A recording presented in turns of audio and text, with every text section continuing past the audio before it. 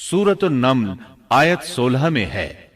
और दाऊद के वारिस सुलेमान हुए, कहने लगे, लोगों, हमें परिंदों की बोली सिखलाई गई है और हम सब कुछ दिए गए हैं। बेशक ये बिल्कुल खुला हुआ फजले इलाही है। यहाँ विरासत से मुराद माल नहीं बल्कि बादशाहत और नबुव्वत मुराद है। अल्लाह ताला ने उन्हें ऐसा बादशाह बनाया कि सारी दुनिया में उन जैसा कोई नहीं हुआ।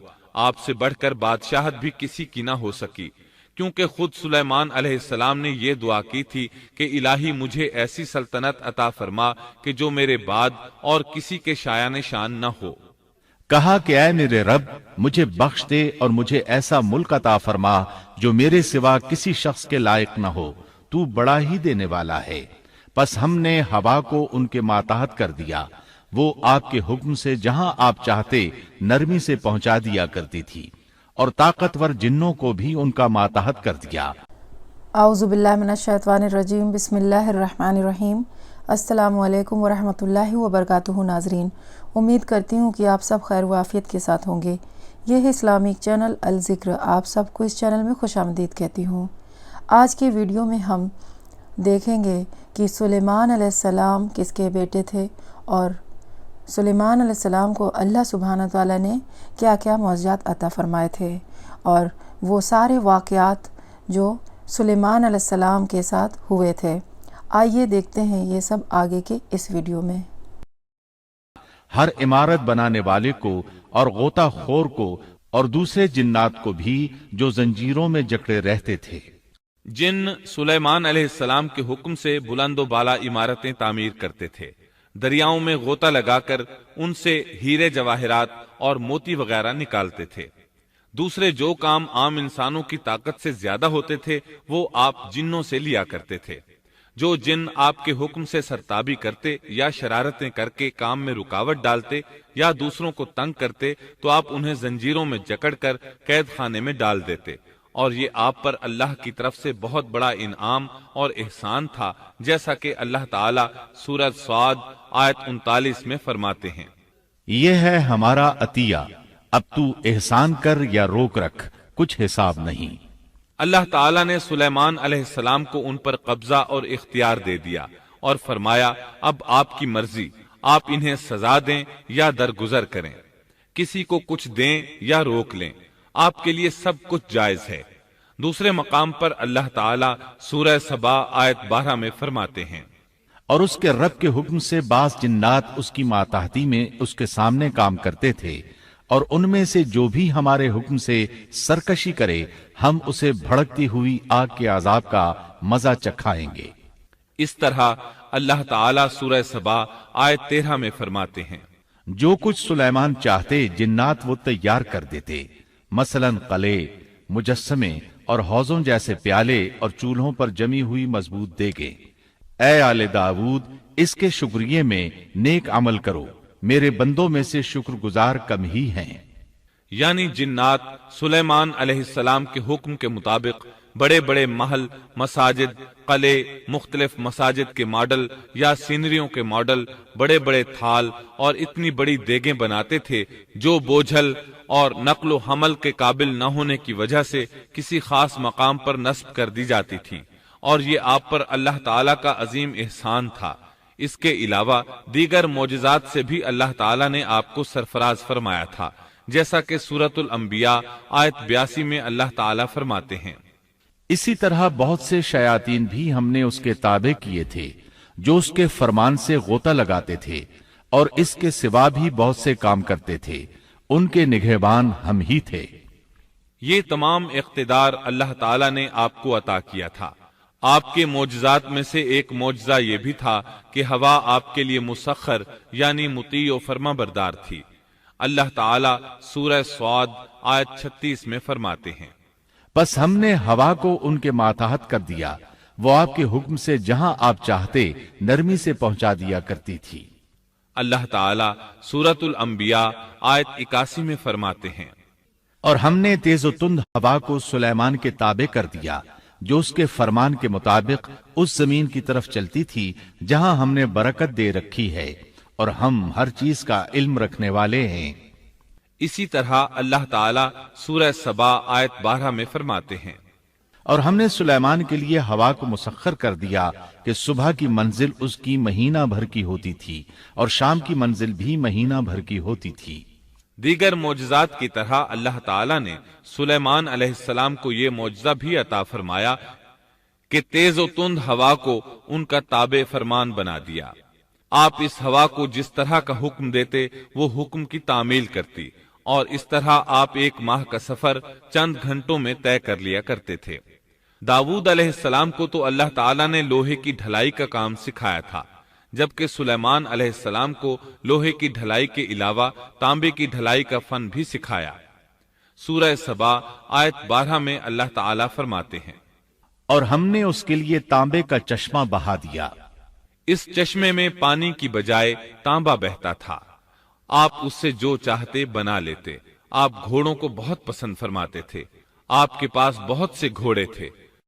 اللہ تعالیٰ سورۃ صاد آیت 30 تا 33 میں فرماتے ہیں، اور ہم نے داؤد کو سلیمان عطا فرمایا جو بڑا اچھا بندہ تھا اور بے حد رجوع کرنے والا تھا۔ جب ان کے سامنے شام کے وقت تیز رو خاصے کے گھوڑے پیش کیے گئے تو کہنے لگے، میں نے ان گھوڑوں پر اپنے پروردگار کی یاد کو ترجیح دی یہاں تک کہ آفتاب غروب ہو گیا۔ ان گھوڑوں کو دوبارہ میرے سامنے لاؤ۔ پھر تو ان کی پنڈلیوں اور گردنوں پر ہاتھ پھیرنے لگے۔ گھوڑے 20,000 سے زائد تھے۔ گھوڑوں کے معائنے میں ان کا روزمرہ کا ذکر رہ گیا، تب انہیں ذکر الہی کا خیال آیا، جس پر انہیں سخت صدمہ ہوا اور کہنے لگے کہ میں گھوڑوں کی محبت میں اتنا گم ہو گیا کہ سورج غروب ہو گیا۔ تو ان گھوڑوں کو دوڑایا کہ وہ نظروں سے اوجھل ہو گئے۔ پھر انہیں دوبارہ طلب کیا اور پیار محبت سے ان کی پنڈلیوں اور گردنوں پر ہاتھ پھیرنا شروع کر دیا۔ امام بخاری نے ابو ہریرہ رضی اللہ عنہ سے روایت کی ہے کہ ایک مرتبہ سلیمان علیہ السلام نے ارادہ کیا کہ اس شب میں اپنی بیویوں کے ساتھ ازدواجی فریضہ ادا کروں گا تو میری ہر ایک بیوی سے لڑکا پیدا ہوگا اور وہ میدان جہاد کا مجاہد بنے گا، لیکن اس ارادے کے ساتھ انشاءاللہ کہنا بھول گئے۔ اللہ تعالیٰ کو جلیل القدر پیغمبر کا یہ طرز پسند نہ آیا، چنانچہ اللہ تعالیٰ نے سلیمان علیہ السلام کے اس دعوے کو اس طرح غلط ثابت کر دیا کہ تمام بیویوں میں سے صرف ایک بیوی کے ہاں مردہ بچہ پیدا ہوا۔ تب سلیمان علیہ السلام کو احساس ہوا کہ یہ انشاءاللہ نہ کہنے کا نتیجہ ہے، چنانچہ انہوں نے فوری توبہ کی اور انشاءاللہ کہنے کو اپنا معمول بنا لیا۔ اللہ تعالیٰ نے آپ کو فیصلہ کرنے کی زبردست صلاحیت عطا فرمائی تھی۔ سورۃ الانبیاء آیت 87 میں ہے، اور داؤد اور سلیمان کو یاد کیجئے جبکہ وہ کھیت کے معاملے میں فیصلہ کر رہے تھے کہ کچھ لوگوں کی بکریاں اس میں چر چگ گئی تھیں اور ان کے فیصلے میں ہم موجود تھے۔ ہوا یہ کہ دو آدمی ہمسائے تھے، ان میں جھگڑا ہو گیا۔ ان میں سے ایک کے پاس کھیت تھا، اس میں اس نے فصل بو رکھی تھی، دوسرے کے پاس کچھ بکریاں تھیں۔ بکریوں کا چرواہا رات کے وقت دیوار والے دروازے کو بند کر دیتا تھا تاکہ بکریاں نکل کر فصل کو نقصان نہ پہنچائیں۔ ایک دن وہ دروازہ بند کرنا بھول گیا، بکریاں کھیت میں آ کر چرنے لگیں، فصل خراب ہو گئی۔ دونوں داؤد علیہ السلام کے پاس آئے، اپنا مقدمہ پیش کیا۔ داؤد علیہ السلام قاضی بھی تھے۔ اس وقت سلیمان علیہ السلام کہیں گئے ہوئے تھے۔ داؤد علیہ السلام مقدمہ سن کر کہنے لگے، یہ بکریوں والے کی سستی کا نتیجہ ہے، اس کا حل یہی ہے کہ وہ تیری بکریاں اپنی تحویل میں لے لے۔ دونوں فریق باہر نکلے تو سلیمان علیہ السلام سے ملاقات ہوئی۔ انہوں نے تفصیل سن کر فرمایا، میرے ساتھ آؤ۔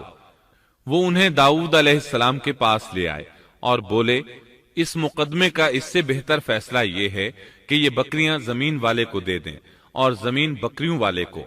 جب بکریوں والا زمین کو پہلی حالت میں اگا دے گا تو آپ دونوں کی چیزیں انہیں لوٹا دیں۔ اس دوران کھیتی کا مالک بکریوں کے دودھ سے فائدہ حاصل کرتا رہے گا۔ یہ فیصلہ زیادہ بہتر ہے، اس سے بکریوں والا اپنی بکریوں سے بالکل محروم نہ ہوا اور کھیتی والے کا نقصان پورا ہو گیا۔ یہ فیصلہ آپ کو اللہ تعالیٰ نے سمجھایا تھا۔ اللہ تعالیٰ سورۃ الانبیاء آیت 89 میں فرماتے ہیں، ہم نے اس کا صحیح فیصلہ سلیمان کو سمجھا دیا، ہاں ہر ایک کو ہم نے علم و حکمت سے نوازا تھا۔ بخاری اور مسلم میں ایک حدیث ہے، اس میں اسی قسم کا ایک واقعہ بیان ہوا ہے کہ دو عورتیں اپنا مقدمہ داؤد علیہ السلام کے پاس لائیں۔ دونوں کو اللہ نے ایک ایک بچہ دے رکھا تھا۔ ایک بھیڑیے نے حملہ کر کے بڑی عمر والی کا بچہ چیر پھاڑ ڈالا۔ عورت چالاک تھی، اس نے چھوٹی عمر والی کا بچہ چھین لیا کہ یہ میرا بچہ ہے۔ داؤد علیہ السلام نے دیکھا بچہ بڑی عورت کے پاس ہے تو اس کے حق میں فیصلہ دے دیا۔ سلیمان علیہ السلام نے داؤد علیہ السلام سے اجازت چاہتے ہوئے کہا، کیا میں اس مقدمے کا فیصلہ کر سکتا ہوں؟ انہوں نے اجازت دے دی۔ سلیمان علیہ السلام نے عورت سے کہا، بچہ مجھے دے دو۔ بچہ ہاتھ میں لے کر انہوں نے تلوار نکالی اور دونوں عورتوں سے فرمایا، میں اس کے 2 ٹکڑے کر کے تم دونوں میں برابر برابر تقسیم کرنے لگا ہوں۔ یہ سن کر بڑی عورت بولی کہ ٹھیک ہے، جبکہ چھوٹی عورت مامتا کی وجہ سے چلا اٹھی کہ آپ اسے زندہ رہنے دیں اور اسے دے دیں۔ یہ سنتے ہی سلیمان علیہ السلام بول اٹھے، تو ہی اس کی ماں ہے، جس سے اپنے بچے کے ٹکڑے دیکھنا برداشت نہ ہو سکا، پھر بچہ اسے دے دیا۔ سلیمان علیہ السلام کا ایک تیسرا واقعہ قرآن میں یوں ہے، سورۃ النمل آیت 17 اور 18 میں ہے، اور سلیمان کے سامنے ان کے تمام لشکر جنات، انسان اور پرندوں میں سے جمع کیے گئے، ہر قسم الگ الگ کھڑی کر دی گئی۔ جب وہ چیونٹیوں کے میدان میں پہنچے تو ایک چیونٹی نے کہا، اے چیونٹیوں، اپنے اپنے گھروں میں گھس جاؤ، ایسا نہ ہو کہ بے خبری میں سلیمان اور ان کا لشکر تمہیں روند ڈالے۔ ان تمام لشکروں کو اکٹھا کیا گیا تھا۔ اللہ تعالی نے چیونٹی کی یہ بات سلیمان علیہ السلام کو سنوا دی۔ سورہ نمل آیت 19 میں ہے، اس کی اس بات پر سلیمان مسکرا کر ہنس پڑے اور دعا کرنے لگے کہ اے پروردگار، تو مجھے توفیق دے کہ میں تیری ان نعمتوں کا شکر بجا لاؤں جو تو نے مجھ پر انعام کی ہیں، اور میں ایسے نیک اعمال کرتا رہوں جن سے تو خوش رہے، اور مجھے اپنی رحمت سے نیک بندوں میں شامل فرما۔ آپ کا ایک واقعہ ملکہ بلقیس کے ساتھ پیش آیا۔ سورہ نمل آیت 20 تا 25 میں ہے، آپ نے پرندوں کی دیکھ بھال کی اور فرمانے لگے، کیا بات ہے کہ ہدہد نظر نہیں آ رہا؟ کیا وہ واقعی غیر حاضر ہے؟ یقیناً میں اسے سخت سزا دوں گا یا اسے ذبح کر ڈالوں گا، یا وہ میرے سامنے کوئی معقول وجہ بیان کرے۔ کچھ زیادہ دیر نہ گزری تھی کہ اس نے آ کر کہا، میں ایک ایسی خبر لایا ہوں کہ آپ کو اس کی خبر ہی نہیں، اور میں سبا کی ایک سچی خبر آپ کے پاس لایا ہوں۔ میں نے دیکھا ہے کہ ان کی بادشاہ ایک عورت ہے جسے ہر قسم کی چیز سے کچھ نہ کچھ دیا گیا ہے، اور اس کا تخت بھی بڑا عظیم ہے۔ میں نے اسے اور اس کی قوم کو اللہ تعالیٰ کو چھوڑ کر سورج کو سجدہ کرتے ہوئے پایا ہے۔ شیطان نے ان کے کام مزین کر کے انہیں دکھلا کر سیدھے راستے سے ہٹا دیا ہے، پس وہ ہدایت پر نہیں آتے کہ اسی اللہ کو سجدہ کریں جو آسمانوں اور زمینوں کی پوشیدہ چیزوں کو باہر نکالتا ہے، اور جو کچھ تم چھپاتے اور ظاہر کرتے ہو وہ سب کچھ جانتا ہے۔ ہدہد نے اللہ تعالیٰ کی یہ صفت اس لیے بیان کی کہ یہ اپنی حس کے ذریعے زمین میں پانی والے حصے کا پتہ چلا لیتا ہے۔ سلیمان علیہ السلام کو بھی یہی ہدہد بتایا کرتا تھا کہ پانی کہاں ہے، پھر آپ جنات کے ذریعے پانی نکلواتے تھے۔ یہ اطلاع سن کر سلیمان علیہ السلام حیران ہوئے۔ آپ نے ہدہد سے کہا، ہم ابھی تمہاری بات کی تصدیق کر لیتے ہیں۔ سورہ نمل آیت 27 اور 28 میں ہے۔ سلیمان نے کہا، اب ہم دیکھیں گے کہ تو نے سچ کہا ہے یا تو جھوٹا ہے۔ میرے اس خط کو لے جا کر انہیں دے دے، پھر ان کے پاس سے ہٹ آ اور دیکھ کہ وہ کیا جواب دیتے ہیں۔ آپ نے ایک خط لکھ کر اسے دیا۔ ہدہد وہ خط لے کر ملکہ بلقیس کے محل پہنچا۔ خط اس کے سامنے گرا کر خود دیوار پر جا بیٹھا۔ خط دیکھ کر ملکہ بلقیس نے کہا، وہ کہنے لگی، اے سردارو، میری طرف ایک باوقت خط ڈالا گیا ہے جو سلیمان کی طرف سے ہے، اور جو بخشش کرنے والے مہربان اللہ کے نام سے شروع ہے، یہ کہ تم میرے سامنے سرکشی نہ کرو اور مسلمان بن کر میرے پاس آ جاؤ۔ اس نے کہا، اے میرے سردارو، تم میرے اس معاملے میں مجھے مشورہ دو۔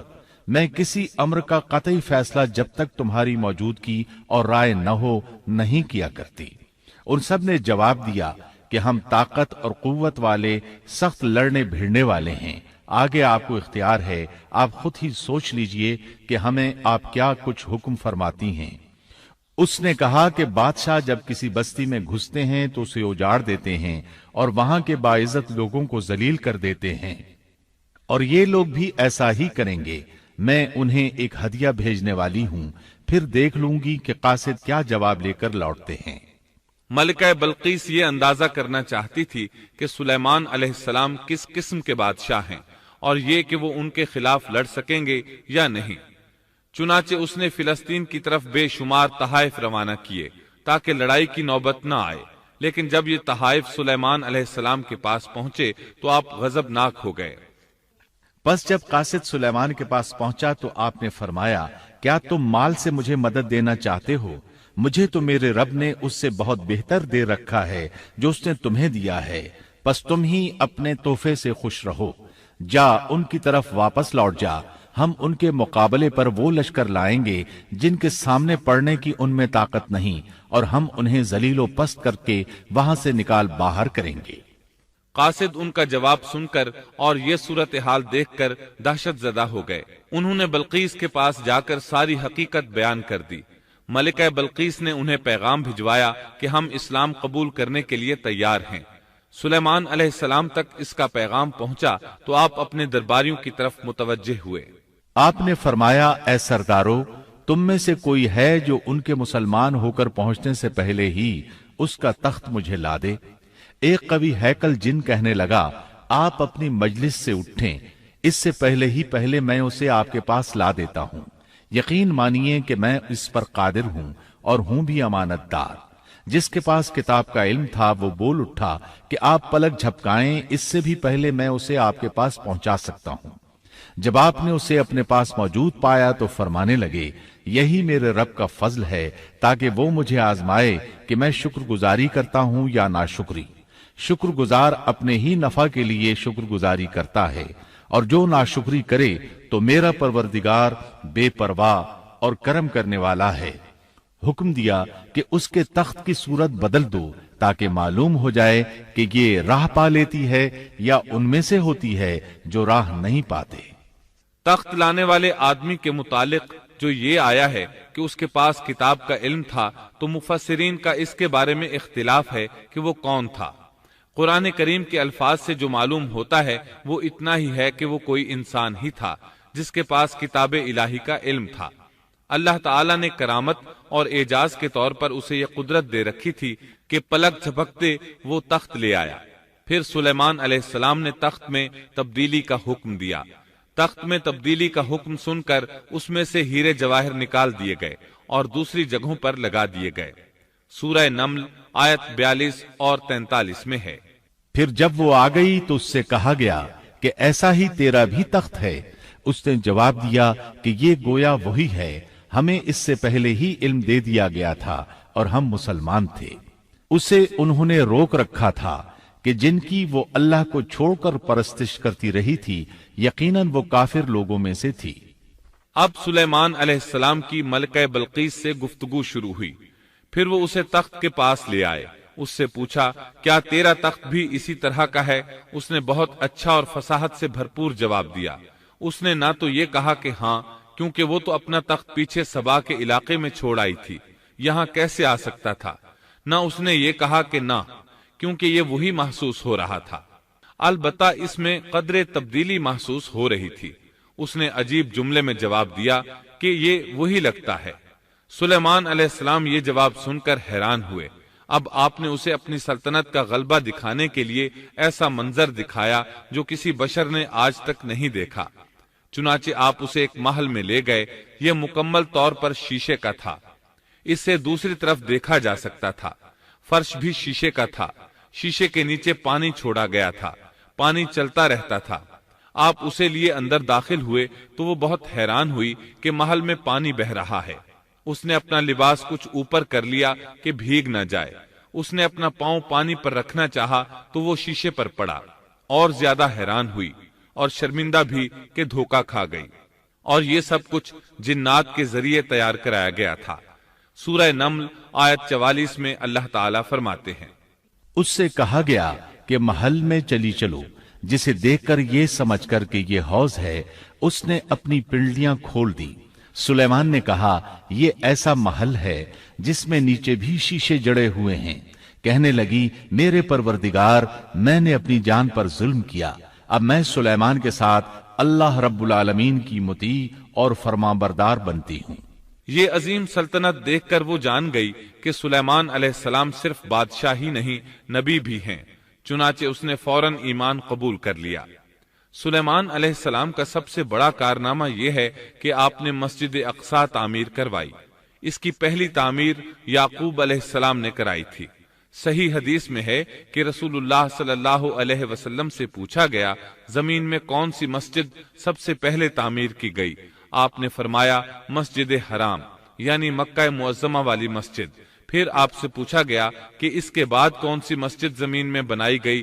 آپ نے جواب دیا مسجد اقصی۔